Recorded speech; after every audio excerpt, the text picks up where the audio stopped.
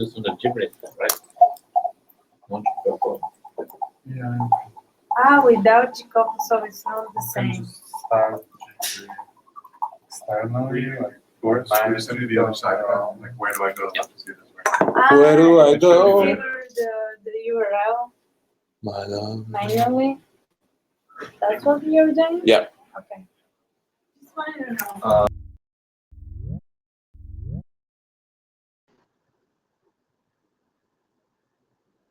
So we are live.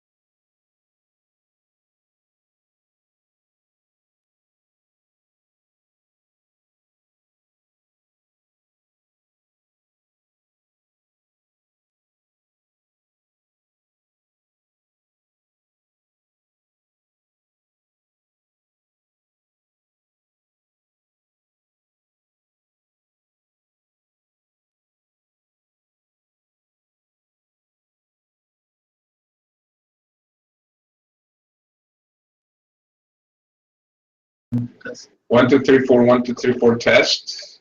Is the recording working? Did you pre-warm it? Hey, Dave, did you say something? 1, 2, 3, 4. 1, 2, 3, 4 test. I can hear you. Excellent. Where did I hear you from? Is it somewhere? Oh. Should be better now. All right, let's. No, okay, it's not too, it's too early.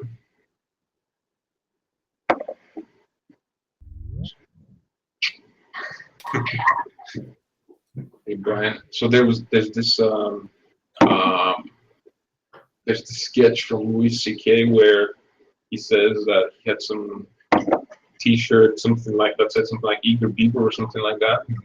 And we didn't say that, but something along those lines. And so he goes and sees in a hipster cafe. And yeah, I know. He goes into a hipster cafe and says, like where everyone is very drinking their coffee. And he sees another guy who has the same T-shirt, Eager Beaver. He's like, oh my god, he has the same T-shirt. He goes to the guy and goes, huh? And the guy is just looking at asshole, and he goes away. He's thinking, what an asshole! Why was he like that? And then he realized he wasn't wearing that T-shirt actually at that point. So Pretty good. Yeah, I was thinking of stealing that story for the Friday morning stories and like presenting it as it's my embarrassing story.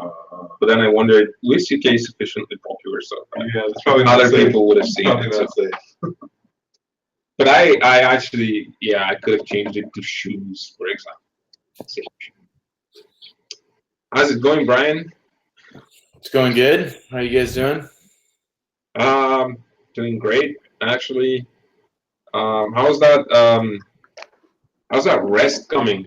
Oh, Well, actually, I pinged Lubo a couple of weeks ago on Hangouts to ask him some questions about the threading, and I haven't heard back, so I was going to ask him today to respond to me. that's a great idea. Or you could actually ask the very questions themselves. Can you please send me an email or something, because I didn't receive a message from you? Okay. Yeah, I'll send one. Thank you.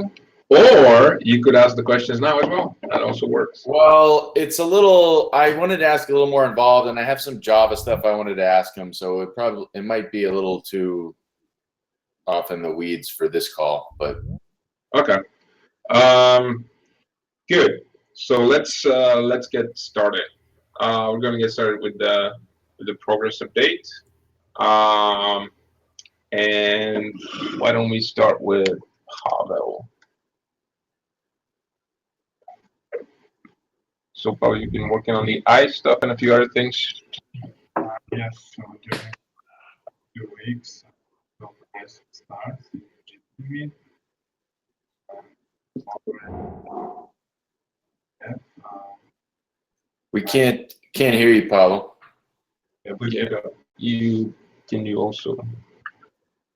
so during last 2 weeks, I worked on ice restarts in GSmeet so that we can move conferences to new bridge without reloading the tray. And it's almost there, but completely. And we're also fixing some issues in Jibri and improving stability. I guess that's it. Yeah, the point with the ice restarts is that this is a failover mechanism, and we want to be able to quickly switch to new conferences if a bridge dies for some reason. One of the issues that we're having right now is that everything seems to be working except that ice seems to be taking 8 seconds to switch to the new destination. It's probably something that we can fix, but we haven't had time to look into it just yet. All right. Oh yeah, and the changes in you also mentioned the changes in Jacopo. So Boris, you've been doing a lot of debugging. Yeah, I've been working on fixing problems mostly. There was something like a deadlock that would occur involving SCTP and it would lock up the bridge. This is not fixed. There's multiple fixes with parsing RTP packets that would cause an exception, potentially conference to die. That's pretty.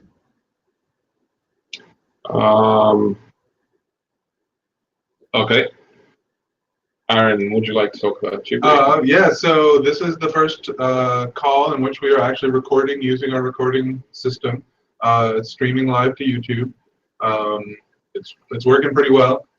We don't have an interface for it just yet, but we're at least able to launch it ourselves, and it's working. So I feel pretty good about it. Right, and so we're also looking at automating a little bit the process of we still have a bunch of stuff to improve in terms of reporting the status of launching recorders, tracking them properly, reaching them, and all that. And most of this stuff you guys are going to see soon appearing in the Jibri project. So there will be a few things that are specific to our infrastructure, but at the end of this whole exercise, the Jibri project should be a very usable component of the whole platform. Ethan, So I was working on some connection optimizations. can you get closer to the microphone? So I think So I was working on some connection optimization things like connection warm-up. To improve the time for. And by connection, you mean XMPP? Yeah, XMPP connection.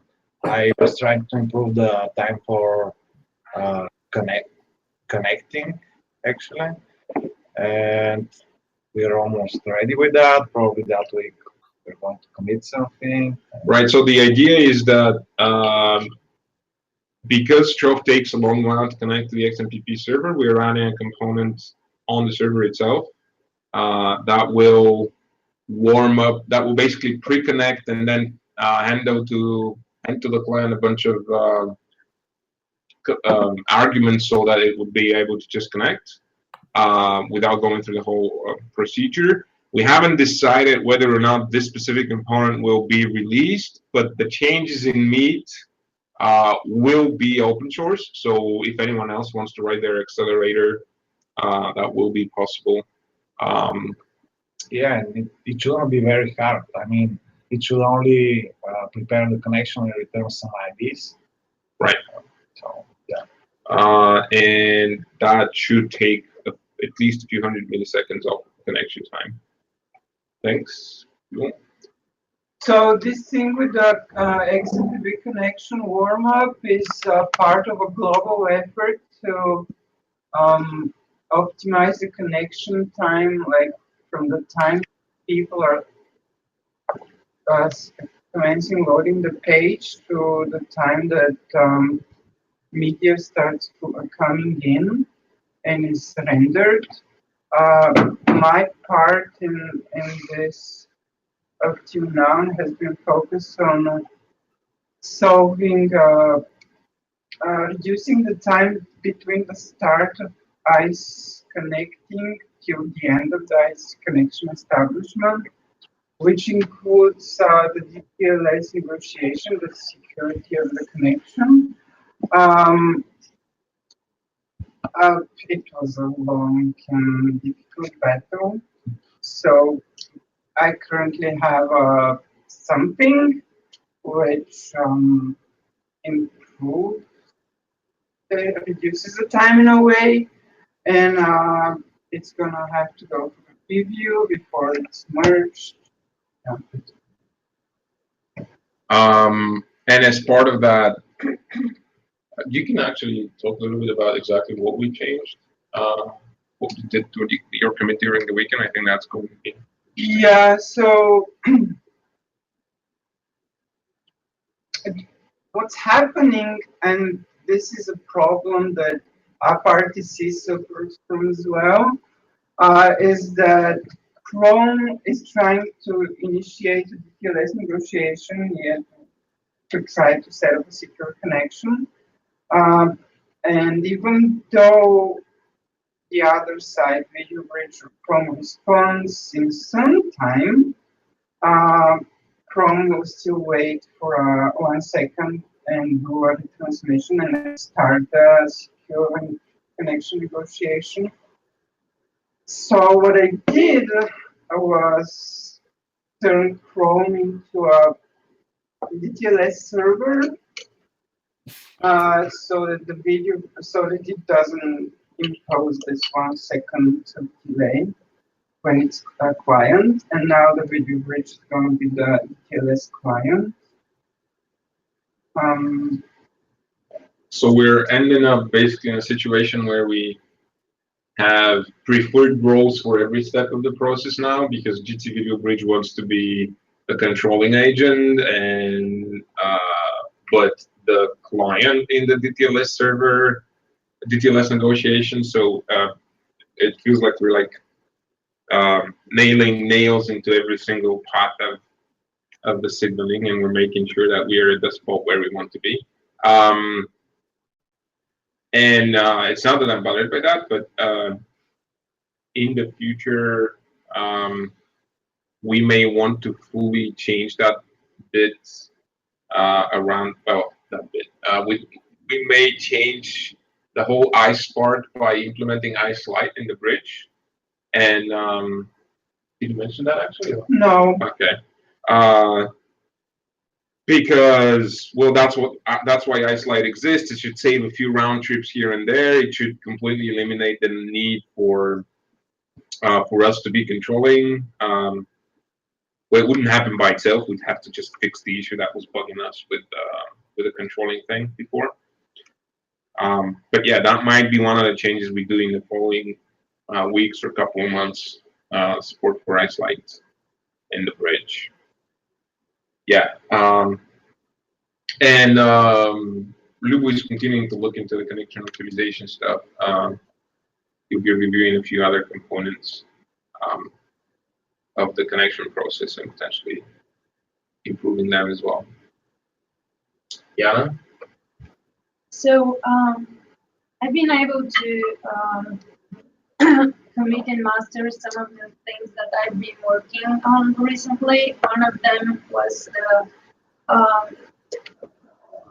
user interface changes.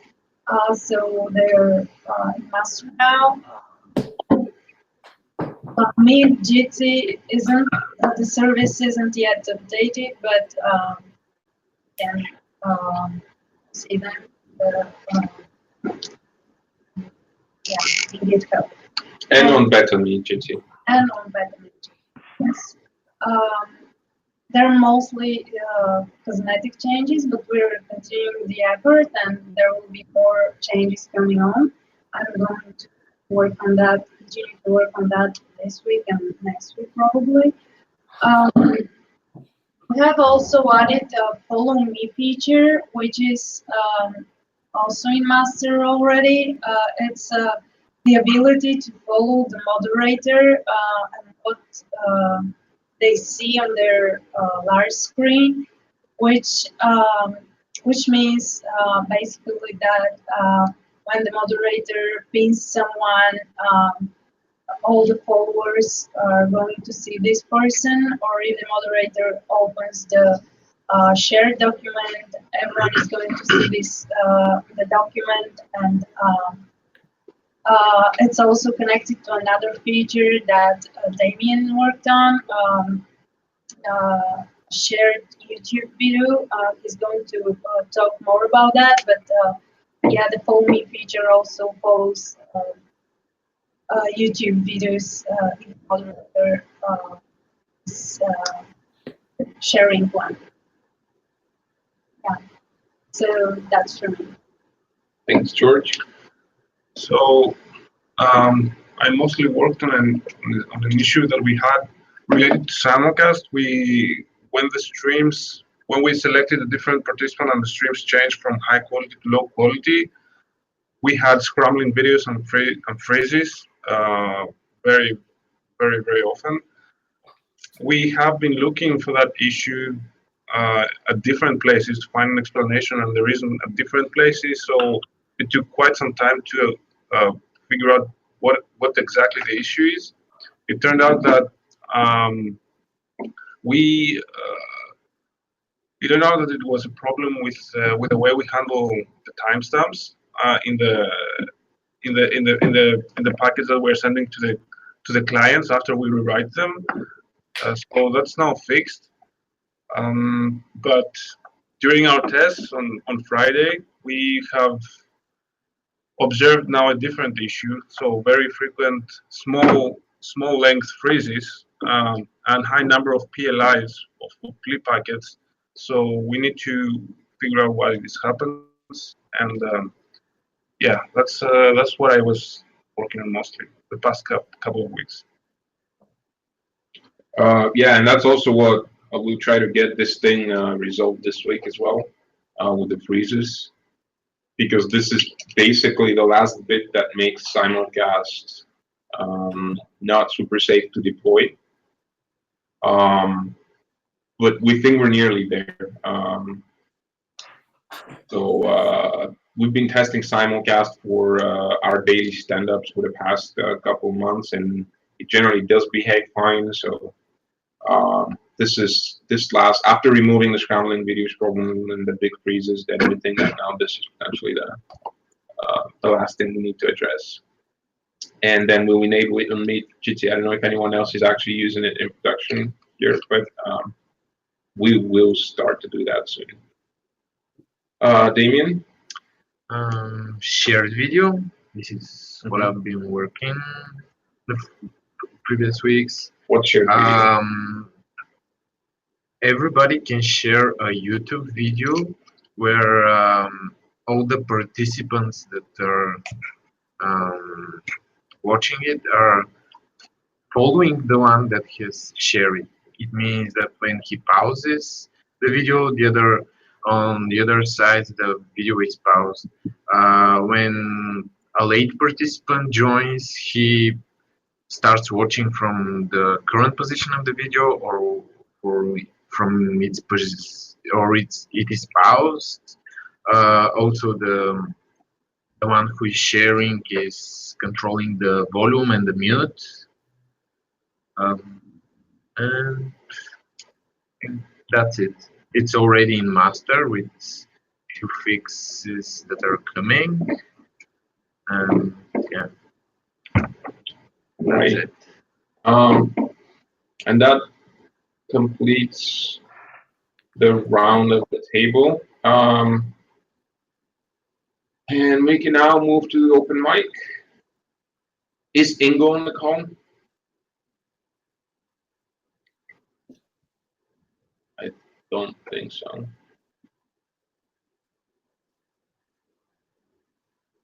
Okay, any questions from anyone? I had a couple of things actually I wanted to ask you guys about. Go ahead.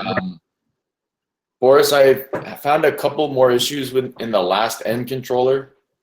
One of them, you guys may or may not agree is an issue, but I filed a bug for it, and there's a patch attached to that. It's about sending a last end update when a pin or unpin happens. Yeah, I saw that, and I agree that it's an issue, but I'm not sure that your patch is the right way to go. Okay. So I'll be looking into this, but I haven't solved it. Do you Okay. have any, maybe you could tell Brian what you don't like about it, and Well, I have Well, not. you just put if you could just put a comment on the issue about what you don't like or something, we can get something sorted there. Sure. There's another one that I think is more of a bug that I found on Friday. I haven't filed yet, but there's another issue where basically the last end can get set incorrectly and the bridge stops forwarding streams when it should be forwarding streams. And I haven't gotten to the bottom of it yet, but it looks like that update last activity changed or something. Sometimes it gets the method gets called. The method is described saying that it's called with the endpoints that are new to the conference, and sometimes that's true, but sometimes it seems to get called with a sorted list of all of the participants. But anyways, it's causing some freezes sometimes. So I'm going to dig some more into that, and I'll get something filed there. Okay. So you don't have an issue for that yet? I haven't filed it yet. Okay. And then another thing that's unrelated to last end, but I filed something for is we want to add more detailed statistics to be pushed by the bridge that are more on the channel level. I put a pull request up that was really just intended to be more of a design review to see if the team kind of liked that way of doing things or whatever. So I don't know if someone gets a chance to maybe take a peek at that. when did you put it out? Has anyone seen It it? was a couple weeks ago at this point, I think. I think we've missed that. I've seen it, but I haven't read it. Can you talk a little bit more about what you're doing there? Yeah, the idea is to just push right now the statistics that you get through the rest or that are pushed are kind of at an entire bridge level. It's like overall upload bit rate and download bit rate and overall loss. And we're just planning on adding more detailed statistics that would include, probably, for example, up and down bit rate on an individual channel level, loss on an individual channel level, maybe even things like, probably the things we'd love to have are like what REMB is the bridge detecting and sending back perhaps, or just some things like that so we can get a more complete picture when we're trying to debug issues.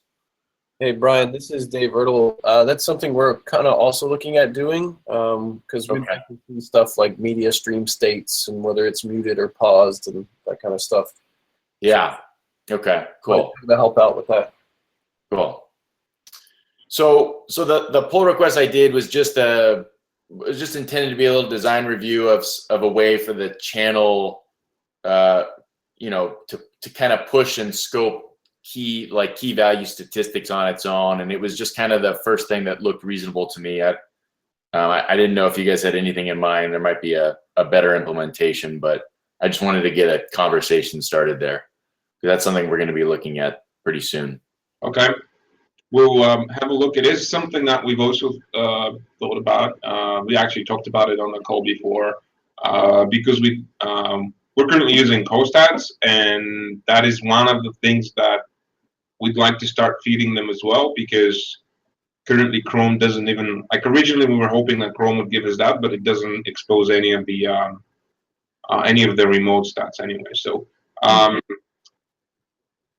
For in the past, the only issue that we've had, the main issue that we've had around these statistics is that they've got us on a couple of occasions into deadlocks. Yeah. So that's the. Okay. Yeah, I just kind of copied the locking model of the video bridge statistics thing, so I don't have enough familiarity with the code to know if that's going to be appropriate or not. So that was one of the things I was hoping you guys might be able to help clarify on it. Right now, it's just kind of probably fairly naive, but.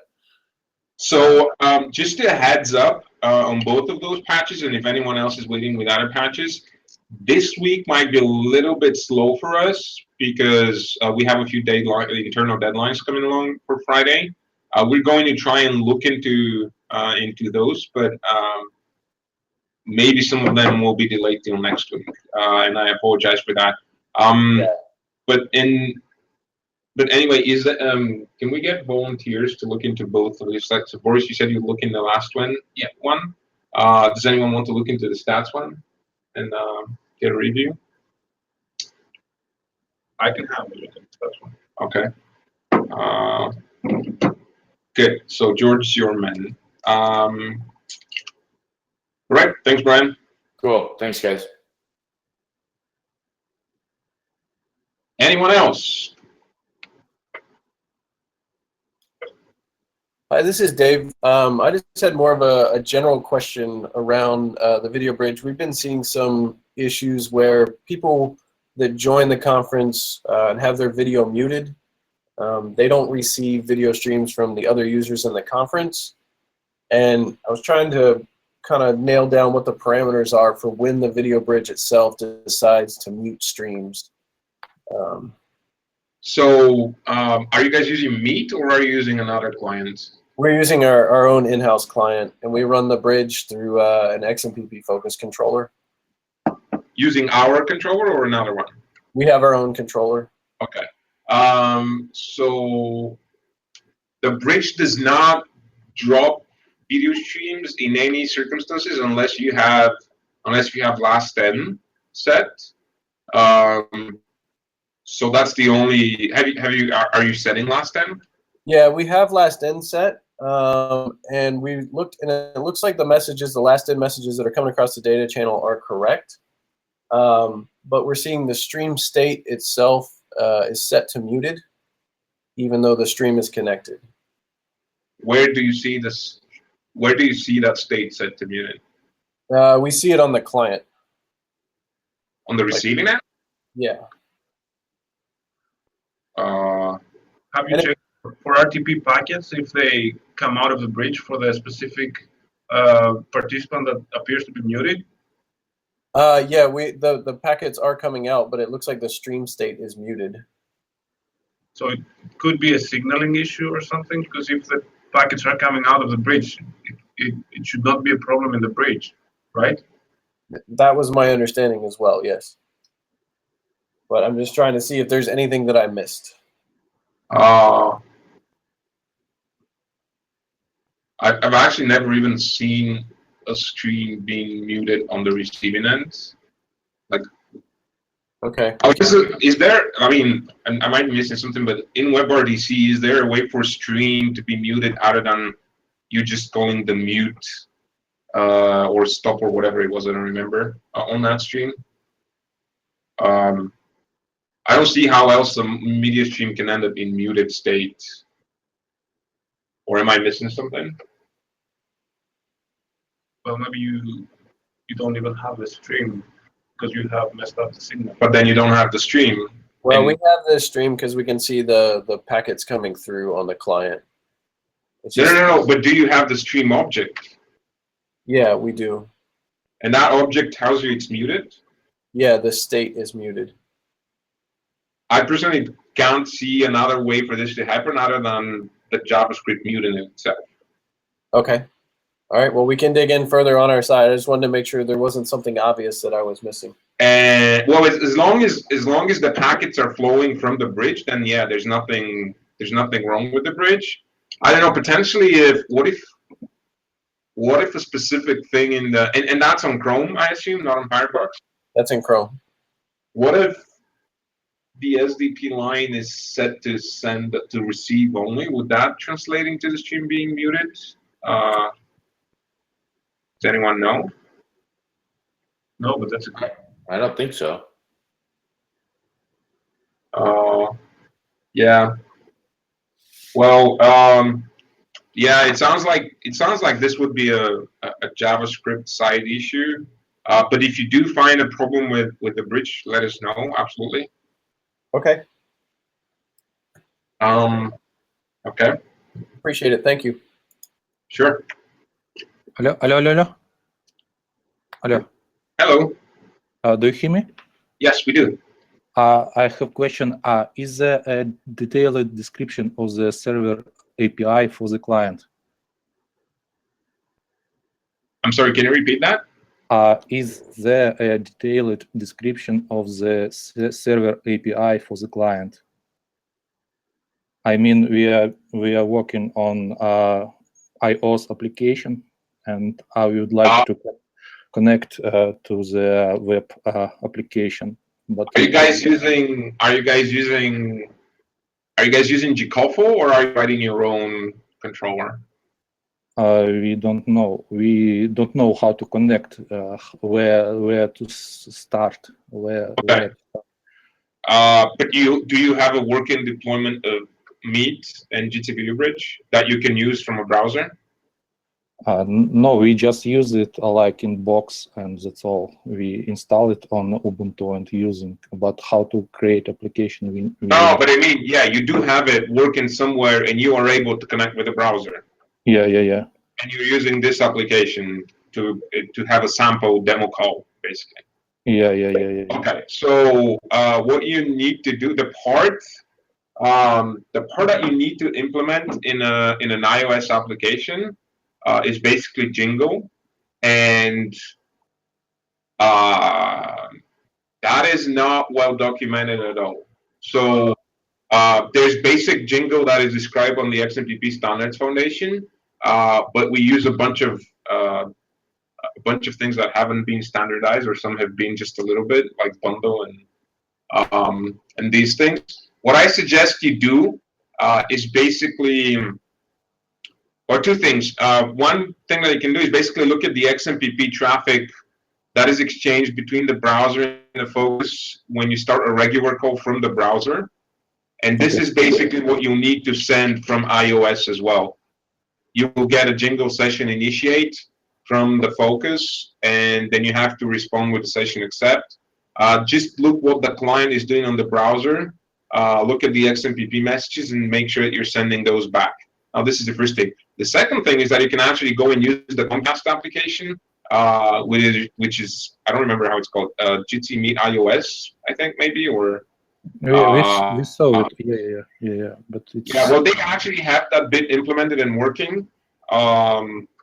And we hope to be contributing to that soon. So that might be a good. Okay.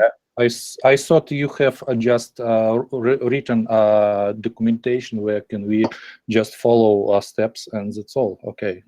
Well, yeah. So again, you should definitely have a look at the Jingle specification at xmpp.org, because this is so that's basically exec 166. 176 as well, and 167, I think, out of the top of my head. So this is basically 75% of the signaling is described there, and the 25% that are missing in the specification, you just have to work out on your own, unfortunately. Hey guys, this is Dave. We had to go through all this as well, and we have it in like Confluence format, but I could change it over to Markdown. We have a pretty good flow of what it takes to have your own focus controller, and the messages that have to go between the client to the focus to the bridge and back to the focus and back to the client. There was just nowhere in the project that I thought it would fit. Well, actually, we thought that if it was hard to write, it has to be hard to understand. So we'd rather keep it that way. Wait a minute. Yeah, that actually, Dave, that's it's great that you have this. I assume so. It would be great to publish that, and we could, if you have it in an MD format. Are you Dave working in IOTM, or I'm sorry, I didn't get that last question. are you working with Simon or a different place? No, I work at Interactive Intelligence. Okay, so if you just send us an MD file, that's I think the best place for that to live is the Video Bridge project. We could just put it in there. If you have it in an MD file, that'd be very welcome. Okay, yeah, I can probably have that done by the end of the week. I'll just need to convert it over. That's perfect. Thanks very much. So there you go. And may I? Thank you. So to the question of how to use Video Bridge, what Emil described is called the XMPP Calibri API of Video Bridge. What Brian is doing is using the REST API. So basically, if we have a description of the interaction necessary with Video Bridge, it could be carried out both over XMPP or REST. Well, that said, I think Yura was actually asking about the client side of things. That is indeed. The REST API can be consumed by a client. I think he actually wasn't talking about the bridge control, but I ask about how to connect from my client to the bridge. To an existing conference. Yeah, I would like to connect now from my mobile phone, iPhone to this conference, for example. And yeah, but I think what Dave suggested was an independent suggestion to just have the focus control flow out there. So, yeah, Yura, this is not going to be what you need to do, but it's still a very helpful piece of information to have out there. Actually, Dave, you're using the Calibri because you said you're using XMPP, so you're using the Calibri effect. Yeah, so we have our own XMPP server that translates between Jingle and Calibri. So the clients speak Jingle to the focus, and then the focus speaks Calibri to the bridge. So actually, now that I'm thinking of this, rather than having this as an MD file in the bridge, which is not a bad idea, but really the way this should happen is to just update the Calibri specification for the XMPP standards foundation so that we can actually get it in a more final state and get a real XEP out of it at some point. Would you be willing to contribute to that specification? I'm sorry, my network actually dropped right as that your response started. What was okay? What I was saying is that this part actually lives. All of this behavior is actually specified by Calibri, and we have the basics of Calibri specified in XEP 340.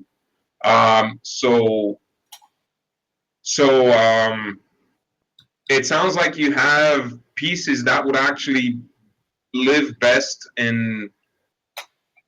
I'm just being distracted right now by Damien. So, so it sounds like you have pieces that would best live in the Calibri specification. So that might be a better route than actually submitting an MD file to the bridge, which is not a bad idea per se, but Calibri is the best place for that. And Boris wants to add something to this? Yeah, I just wanted to ask a clarifying question. Is this regarding the communication between the bridge and the entity controlling it, or between the client and the session manager or kickoff or whatever you have?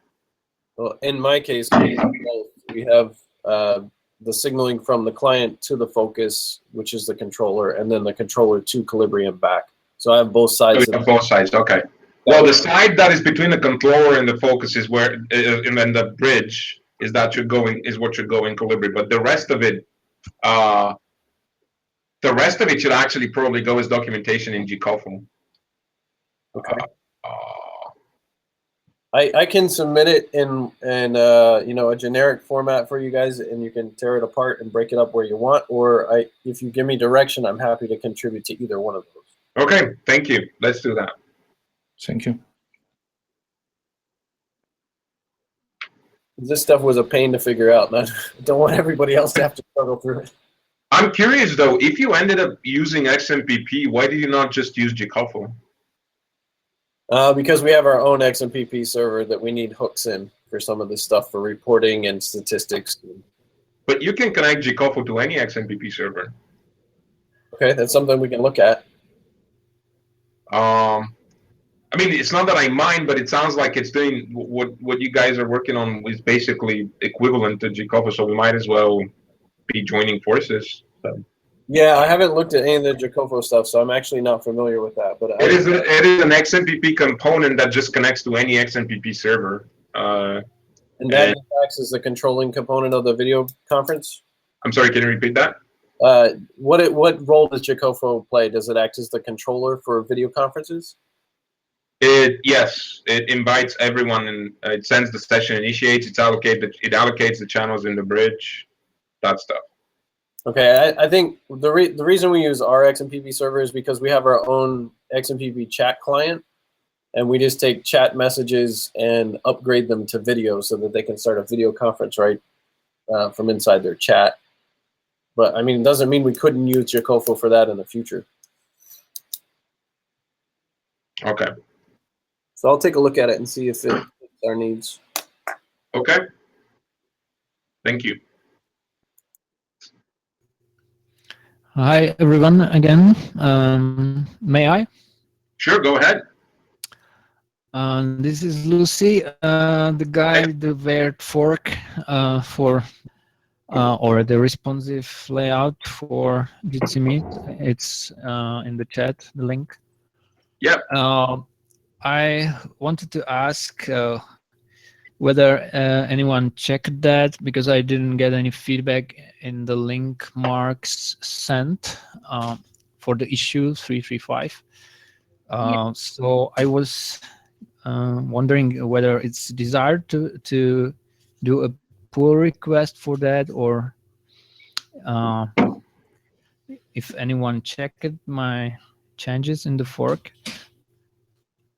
Yes, I've actually, I have a question about it. I've looked at so you deployed an example deployment, and the link was in there in GitHub.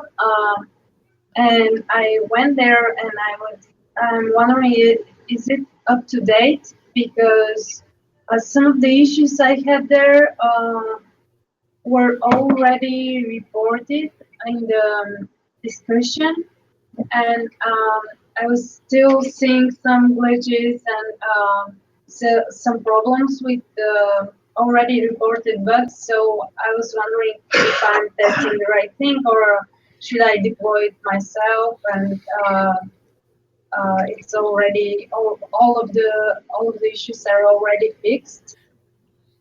Yeah.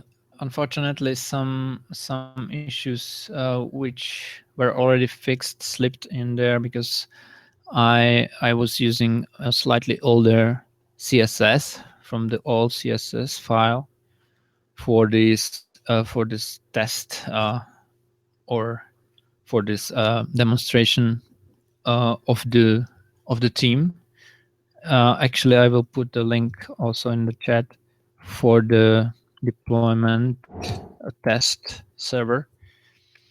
And there's the Bootstrap theme, which is from Bootswatch, called Cyberg, to be seen. But there is also one issue, because it's indexb.html. I think the chat isn't working, but you should get the idea of how the theme can be changed, or how the theme looks like when you click settings or some other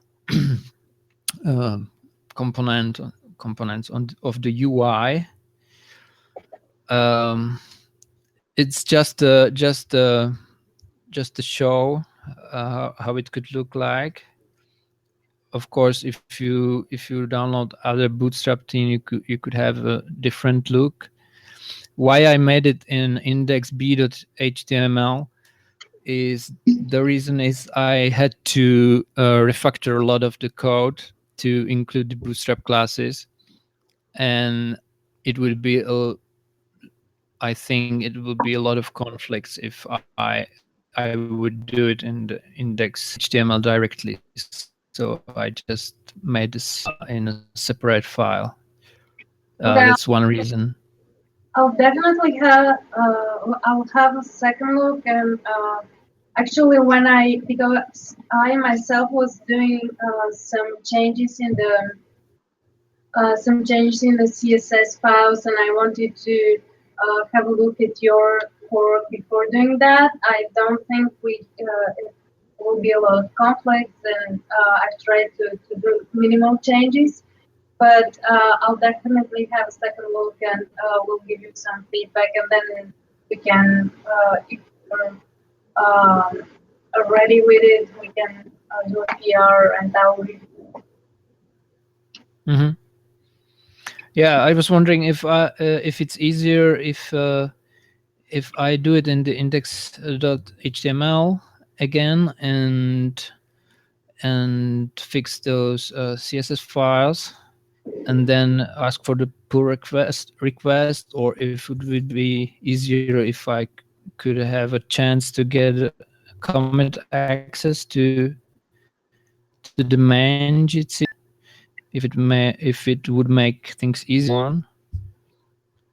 Well, we're all of us are Or do you working on prefer? PRs now. Even the main developers of the project aren't committing anything.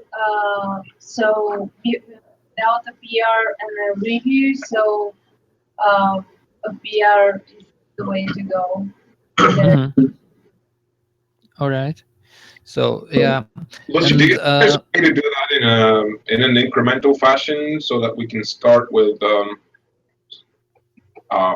basically small manageable updates and then work our ways from there? Or do you think that's not practical? yeah, sure. Yeah, I think that would be easier to start. I didn't change much in the original index, so I think that could work easier. Yeah.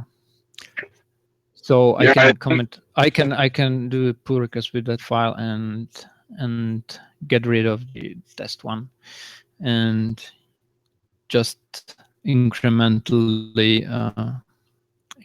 them over from the test one. All right. Thank you.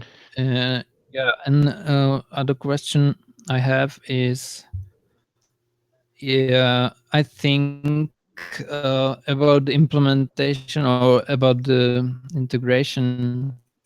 I was thinking some projects which includes they have their own look, they have their own, and I was thinking if it was good idea to introduce some variable in the config file where you could put your auth name, which the site or the project already, so it could be reused, and then it will only on the Jitsi meet.